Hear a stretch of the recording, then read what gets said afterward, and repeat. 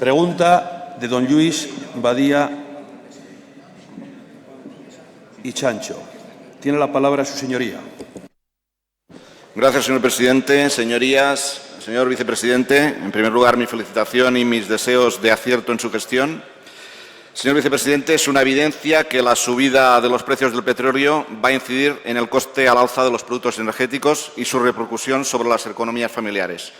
Yo querría formular al Gobierno que se ha hecho, que evidentemente se han hecho manifestaciones en el sentido de comprometerse a conseguir que los precios de la energía sean lo más asequibles para el consumidor. Me gustaría qué actuaciones tiene prevista el Gobierno en este sentido. Gracias, señoría. Tiene la palabra el vicepresidente segundo del Gobierno. Muchas gracias, señoría. Muchas gracias por su bienvenida. Es evidente que la subida del precio del petróleo lo que significa es un cambio en los precios relativos de los productos energéticos en España y en toda Europa y significa un cambio en la situación actual. El problema desde el punto de vista conceptual que tenemos que plantearnos es quién paga esas subidas de precios. En mi opinión, es imprescindible que las informaciones que vienen del mercado sean aceptadas por los agentes económicos y, por lo tanto, nos adaptemos en nuestras actuaciones a esta nueva realidad. Somos conscientes que una subida permanente de los precios del petróleo va a tener impacto en términos de crecimiento y en términos de inflación.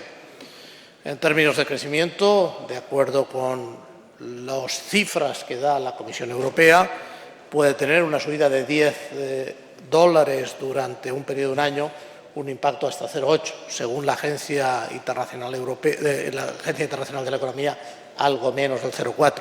Por supuesto, tendrá también impactos en términos de inflación y, lógicamente, esto puede afectar a las decisiones del Banco Central Europeo. Gracias, señor vicepresidente. Tiene la palabra su señoría. Muchas gracias, señor vicepresidente. Es evidente que su respuesta es una respuesta macroeconómica, pero está claro que la situación económica no es precisamente boyante en este momento. Hay un anuncio de una posible subida de tipos de interés, hay un anuncio de una posible estallido de la burbuja inmobiliaria, hay una evidencia de una posibilidad de un desplome de las bolsas, hay una situación grave en todo lo que es la deslocalización empresarial y lo que está claro es que, además, en el tema de los productos energéticos, en especial el tema gasolina, en un periodo prácticamente de 5 meses se ha incrementado su precio más de un 10%. Ante esta situación es evidente que, como usted ha dicho, el incremento de la inflación va a ser una realidad y esto va a tener una repercusión clara sobre salarios, sobre costes de producción, sobre crecimiento económico, pero sobre todo para el poder adquisitivo de las familias. Entiendo imprescindible, y aquí era nuestra pregunta y nuestra reflexión, que se analicen todas estas situaciones y que, evidentemente, desde el Gobierno se empiecen a analizar las medidas para que el impacto sobre las familias sea el mínimo posible. Me parece que son medidas de orden fiscal que usted ha mencionado, no solamente de reducción de impuestos sobre gasolinas, que podría ser una medida, también exenciones para determinados sectores, como el sector del transporte o el sector de la agricultura, la concienciación pública del ahorro energético o, evidentemente, la potenciación de energías alternativas.